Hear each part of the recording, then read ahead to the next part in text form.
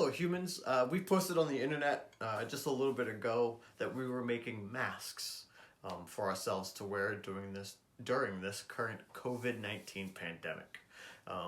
At the request of quite a few of you, we decided to make a video about how we make these masks. We wanted to do it in real time so you understood just how long it took, which isn't very long at all.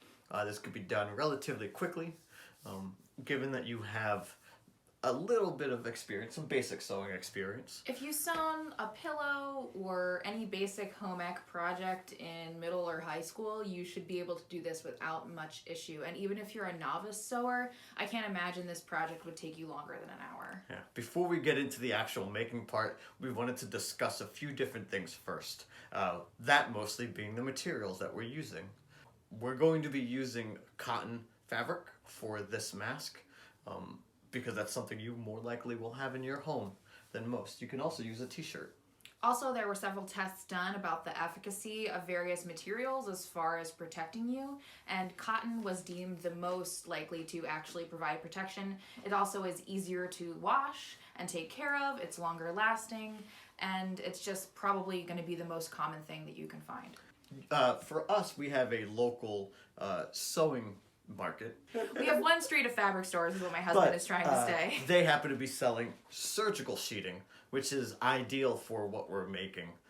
But not everybody will have access to something like this surgical sheeting.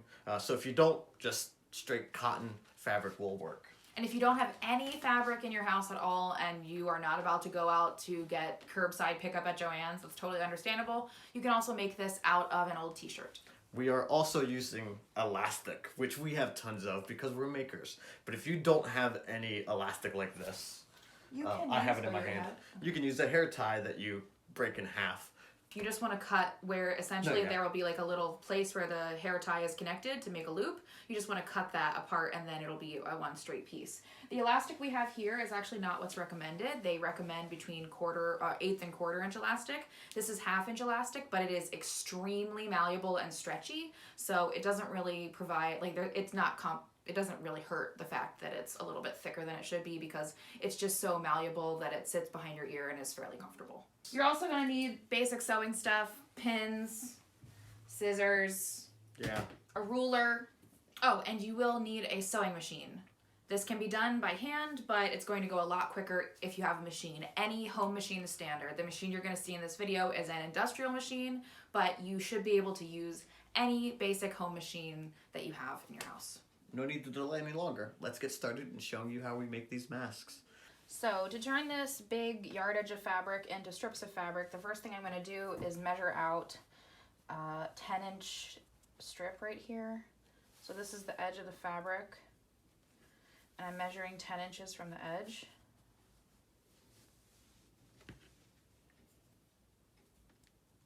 Making a snip there, just in that one layer. And then tearing it. This is a great way to get straight edges very quickly because you're essentially just ripping apart the fabric on the weave and it will be straight that way. Then after I have my 10-inch strip,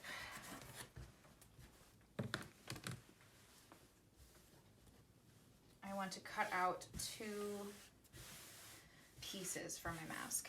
So first I'm going to make the edge even.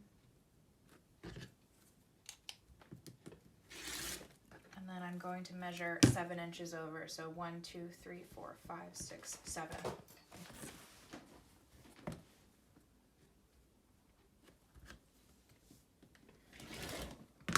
Giving me one 7-inch by 10-inch piece. Then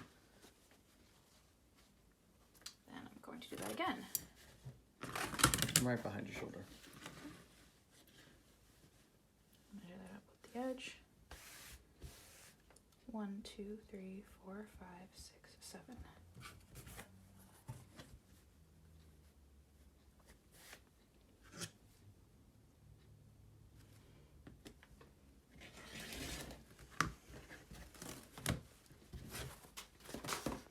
So that gives me 2 7-inch by 10-inch pieces.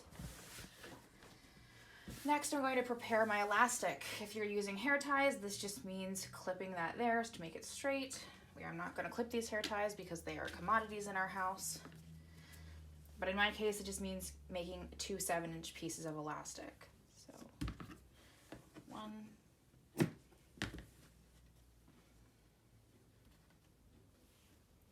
and 2.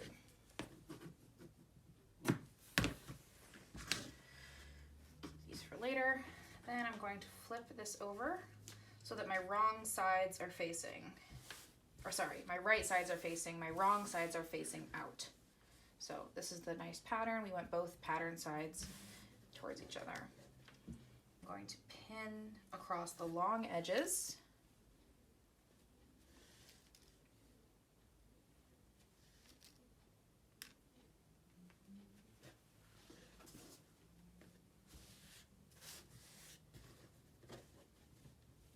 Smooth it out as much as you can. If you're super anal retentive, you can obviously iron these pieces before you do this, but we are trying to make this go as quickly as possible, so I am not ironing this. Next, I'm going to take this over to the machine. So I'm using 1/2 inch seam allowances here. That means my fabric is a 1/2 inch away from where the needle is going to land.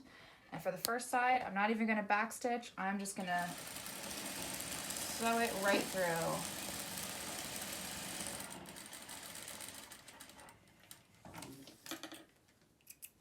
And then for the other side, I'm going to sew 2 lines of stitching, 1 here and 1 here, leaving the space between these 2 pins open.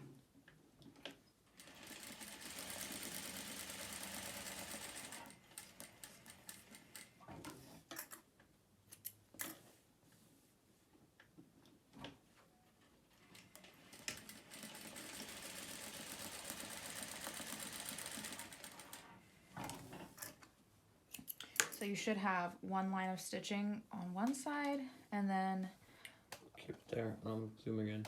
break here. So I'm going to take all these pins out. The next thing I'm going to do is pin in my elastic. This is a little bit tricky, so you might want to zoom in for this. I'm going to try and do it in the light. I lift it up some because it's... So what I'm doing here is essentially I'm going to be pinning this elastic like that, so it's flat underneath. This is going to cause the fabric to bunch up a little, but that's fine because when you sew it, you can just pull it flat. So what I do is I put my elastic all the way up against the edge here, sandwich it in between the 2 layers, and put a pin in it. And then the same with the other side, making sure it's flat, putting it all the way up against the other seam.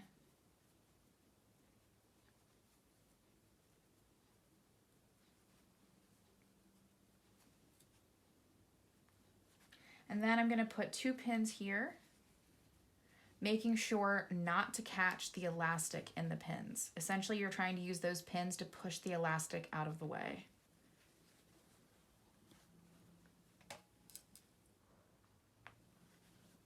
So that way the elastic is pushed back away from the edge. Then I'm going to do the same on the other side.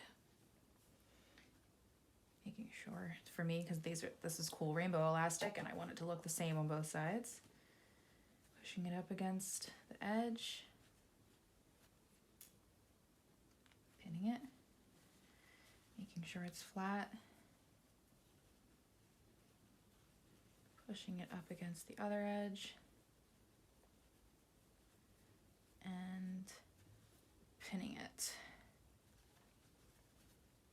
And then placing 2 pins to keep that elastic out of the way. So you can't see this unfortunately because it's opaque, but the elastic is right here, kind of going in a C curve underneath these pins. Now I'm going to do 2 seams along the sides, again using the 1/2 inch seam allowance. That means the edge of the fabric is 1/2 inch away from the needle.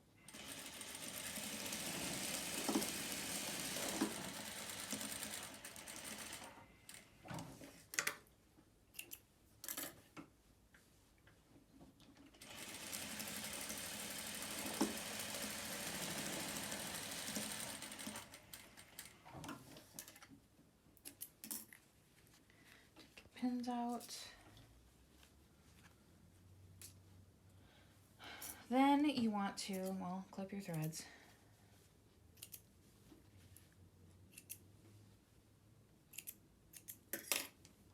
Then what you want to do is clip the corners. So this right here, you want to just cut that right off.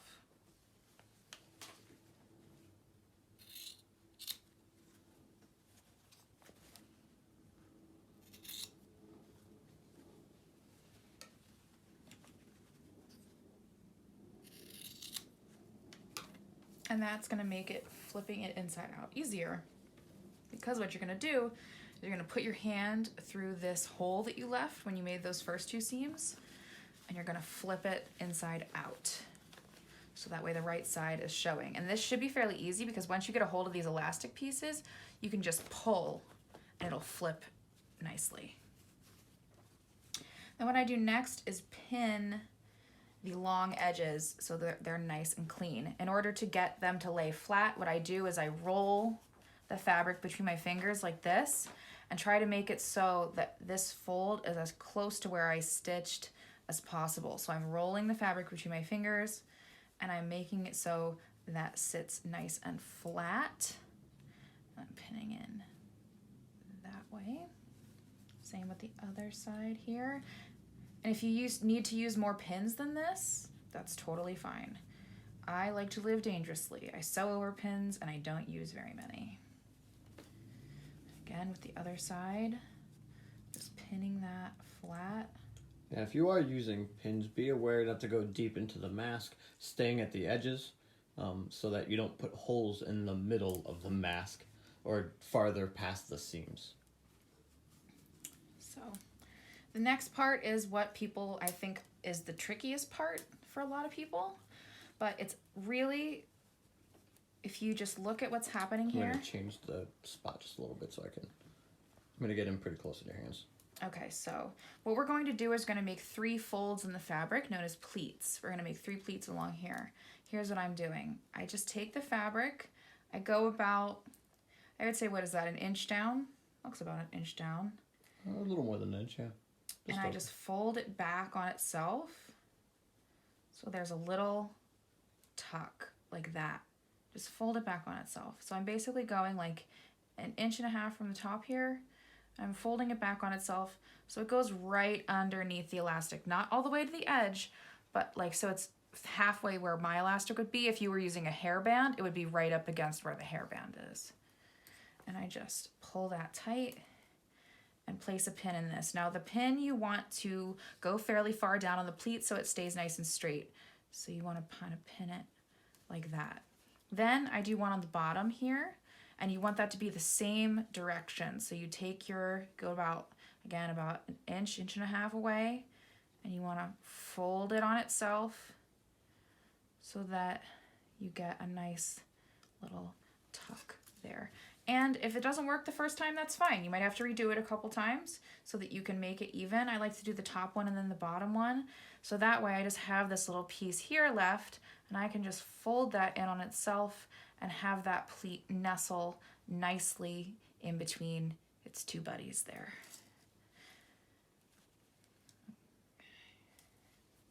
I'm just pulling that tight again and pinning.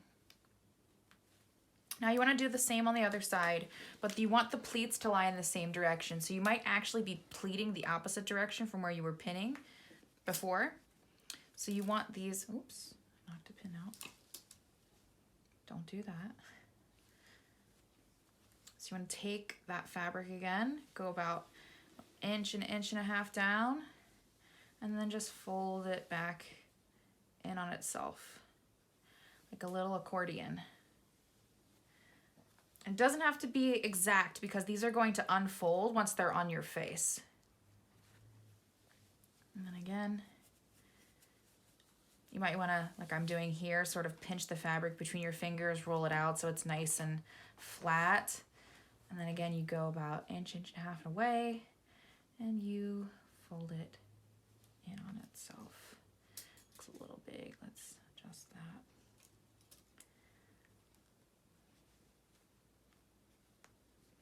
And then we just gotta do our last one here in the middle. And again, you wanna fold it. Now you see here, I made this middle one a little bit too small and the side one's a little bit too big. So I'm gonna go back and I'm gonna just adjust it a little bit by scooting that in more and giving myself a little bit more material here to work with in the middle. So again, just scooting it a little bit. So I've got a little bit more work to work with for that middle pleat. And there we go, that falls in line nicely. So what I do here is I kind of tug it so that way the pleats lie flat. And then we're on to our very last step, which is the top stitching. So what I do is I take the mask, I crack my back because it's doing a thing right now. I take the mask, and what I want to do for my first seam for top stitching is I want to go with the direction of the pleats. So I start here at the corner, as close to the edge as I can get without going off of it. And I back stitch here, which means you go forward a few stitches, back a few stitches, then forward a few stitches again. And I just go all the way down the edge, trying to catch all those pleats at the same time. Then I want to run a line of stitching all the way down here. And we are lining the edge of the fabric up with the outside foot of the presser foot. The inside foot. Inside foot, sorry. Inside foot.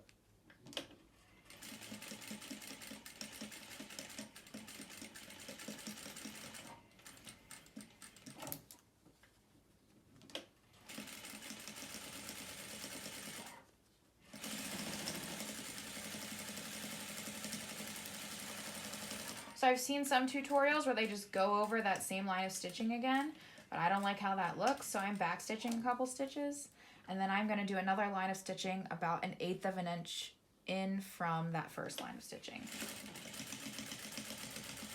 And if you're unsure what that is, we're lining up that row of stitching with the middle of the inside foot. Or just the outside of the presser foot with the outside edge of fabric.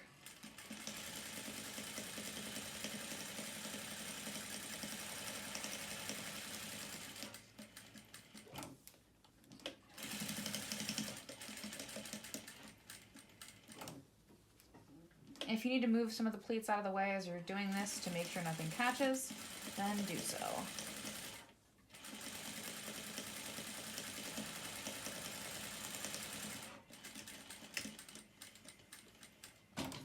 All right, all I gotta do now is clip my threads, take out my pins,